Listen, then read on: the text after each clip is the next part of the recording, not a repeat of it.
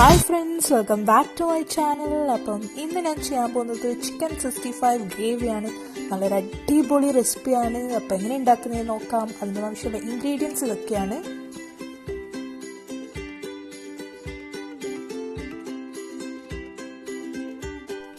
ഞാനിവിടെ 1.5 kilo chicken എടുത്തിട്ടുണ്ട്. അത് നല്ലോണം കഴുകി വൃത്തിയാക്കി ചെറിയ ചെറിയ പീസസ് ആക്കി കട്ട് ചെയ്ത് വെച്ചതാണ്. ഇനി അതിലേക്ക് നമുക്ക് 2 ടേബിൾ സ്പൂൺ മുളക് പൊടി ചേർത്ത് കൊടുക്കാം.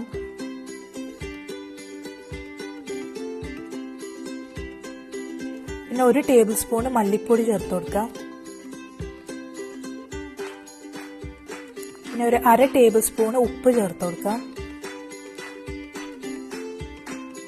ഒരു 1/2 കപ്പ് തൈര് ചേർത്ത് കൊടുക്കാം.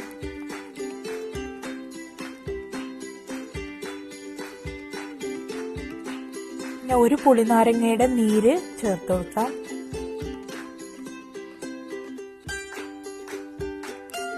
പിന്നെ 1 ടേബിൾ സ്പൂൺ സോയാ സോസ് കൂടി ചേർത്ത് കൊടുക്കാം.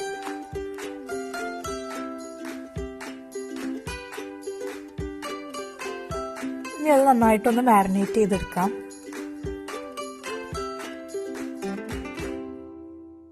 അതിലേക്ക് 1 ടേബിൾ സ്പൂൺ ഇഞ്ചി വെളുത്തുള്ളി പേസ്റ്റും കൂടി ചേർത്ത് കൊടുക്കണം. അത് ഞാൻ നേരത്തെ ചേർക്കാൻ വിട്ടുപോയതാണ്.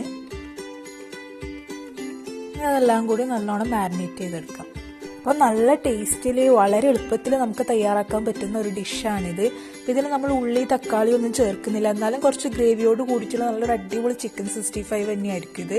അപ്പോൾ ഈ ഒരു റെസിപ്പി എനിക്ക് ഷെയർ ചെയ്തത് എൻ്റെ ഹസ്ബൻഡിൻ്റെ ഉമ്മയാണ്. ഉമ്മ നല്ല കുക്കാണ്, ഉമ്മൻ്റെ ഫുഡൊക്കെ നല്ല ടേസ്റ്റാണ്. അപ്പോൾ ഉമ്മാൻ്റെ ഒരു ഹൈലൈറ്റ് റെസിപ്പി എന്ന് വേണമെങ്കിൽ പറയാം ഇതിനെ. കാരണം ഉമ്മ തന്നെ കുറേ മുമ്പേ സ്വയം ട്രൈ ചെയ്ത് സക്സസ് ആയിട്ടുള്ള റെസിപ്പിയാണ്. അപ്പോൾ എല്ലാവർക്കും ഇഷ്ടമാണ് ഈ ഒരു ഐറ്റം. അപ്പോൾ നമ്മളിത് മാരിനേറ്റ് ചെയ്തിട്ടുണ്ട്. ഇനിയിതൊരു 2 മണിക്കൂർ നമുക്ക് മാറ്റി വെക്കാം. അപ്പോൾ ഇനിയൊരു 2 മണിക്കൂറിന് ശേഷം നമുക്ക് ചിക്കനൊക്കെ ഒന്ന് ഫ്രൈ ചെയ്തെടുക്കാം. അതിനായിട്ട് ആവശ്യത്തിന് വെളിച്ചെണ്ണ ഒഴിച്ചു കൊടുക്കാം. ശരിക്കും വെളിച്ചെണ്ണയിൽ തന്നെ ചിക്കൻ ഫ്രൈ ചെയ്യണമെന്നാണ് ഉമ്മ പറയല്, എന്നാലേ നല്ല ടേസ്റ്റ് കിട്ടൂ.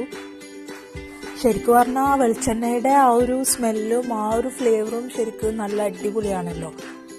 അപ്പോൾ വെളിച്ചെണ്ണയിൽ തന്നെ ഫ്രൈ ചെയ്യാനായിട്ട് ശ്രദ്ധിക്കുക.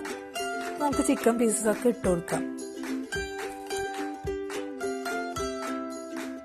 ചിക്കനെല്ലാം ഇട്ട് കഴിഞ്ഞാൽ ആ പാത്രത്തിൽ ചിക്കൻ്റെ നീര് കുറച്ച് ബാക്കിയുണ്ടാവും, നമ്മൾ മാരിനേറ്റ് ചെയ്ത് വെച്ചിട്ടുള്ളത്. അപ്പോൾ അത് നമുക്ക് അവിടെ മാറ്റി വെക്കാം, കാരണം നമുക്ക് ആവശ്യമുണ്ട്. ഇപ്പോൾ വീട്ടിൽ എന്തെങ്കിലും പാർട്ടിയൊക്കെ വെക്കുമ്പോൾ ഉമ്മ അധികം ഈ ഒരു ഐറ്റം ഉണ്ടാക്കാറുണ്ട്. അപ്പം വന്ന് കഴിച്ചവരെല്ലാം എന്തായാലും ഉമ്മാൻ്റെ അടുത്ത് ഈ ഒരു റെസിപ്പി ചോദിച്ചിട്ടേ പോവുള്ളൂ. കാരണം അത്രയ്ക്ക് എല്ലാവർക്കും ഇഷ്ടമാവും, നല്ല ടേസ്റ്റാണ്. അപ്പോൾ ആദ്യം തീരുന്ന ഡിഷ് ഇതായിരിക്കും, കാരണം ഭയങ്കര ടേസ്റ്റ് ആയതുകൊണ്ട് തന്നെ എല്ലാവരും നല്ലോണം കഴിക്കും.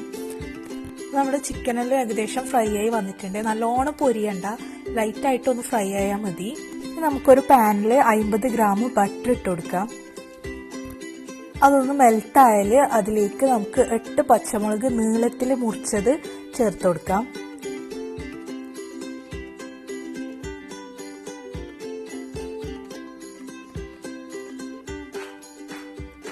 പച്ചമുളകിന്റെ ഒരു സ്മെല്ലൊക്കെ വരുമ്പോൾ അതിലേക്ക് നമുക്ക് 1/2 കപ്പ് മല്ലിയില മുറിച്ചത് ചേർത്ത് കൊടുക്കാം. ഒരു 1/2 കപ്പ് കറിവേപ്പില ചെറുതായി മുറിച്ചത് കൂടി ചേർത്ത് കൊടുക്കാം. ഇനി ഇതെല്ലാം നന്നായിട്ടൊന്ന് സോട്ട് ചെയ്തെടുക്കാം. ഈ ബട്ടറിൽ കിടന്നിട്ട് ഇതിന്റെ ഒക്കെ സ്മെല്ല് നല്ല സ്മെല്ലാണ് വരിക.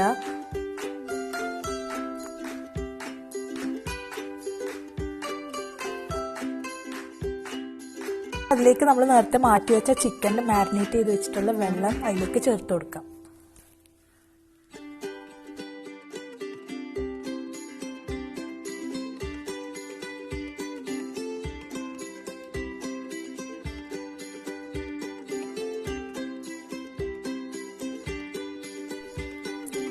ഇനി അതൊന്ന് തിളച്ച് വരുമ്പോൾ അതിലേക്ക് നമ്മൾ ഫ്രൈ ചെയ്ത് വെച്ച ചിക്കൻ പീസസ് ഇട്ട് കൊടുക്കാം.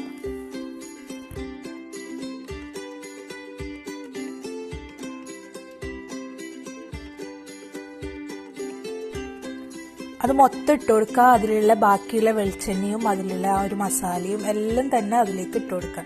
കാരണം ആ ചിക്കൻ്റെ എല്ലാ ടേസ്റ്റ് ഉണ്ടായുള്ള മസാലയും ആ വെളിച്ചെണ്ണയൊക്കെ ഇരിക്കും, അതൊക്കെ അതിലേക്ക് തട്ടിക്കൊടുക്കാം. ഇനി അതെല്ലാം കൂടി നന്നായിട്ടൊന്ന് മിക്സ് ചെയ്തെടുക്കാം. നമ്മുടെ ഫ്രൈഡ് റൈസിൻ്റെ കൂടെ സൈഡ് ഡിഷായിട്ട് അല്ലെങ്കിൽ ഞാൻ്റെ കൂടെ പൊറോട്ടയുടെ കൂടെയൊക്കെ നല്ല ബെസ്റ്റ് കോമ്പിനേഷനാണ് ഈ ഒരു ഗ്രേവി.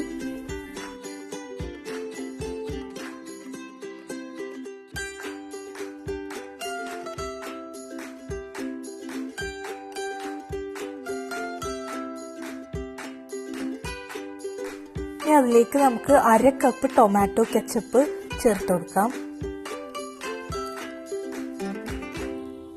ഞാൻ നന്നായിട്ടൊന്ന് മിക്സ് ചെയ്തെടുക്കാം.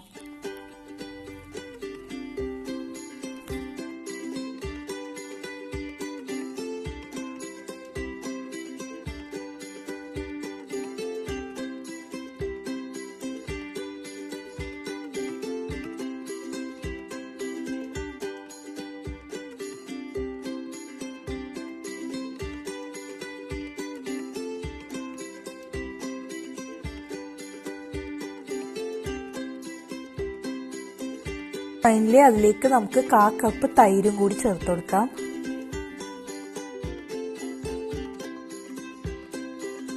ഞാൻ നന്നായിട്ടൊന്ന് മിക്സ് ചെയ്തെടുക്കാം.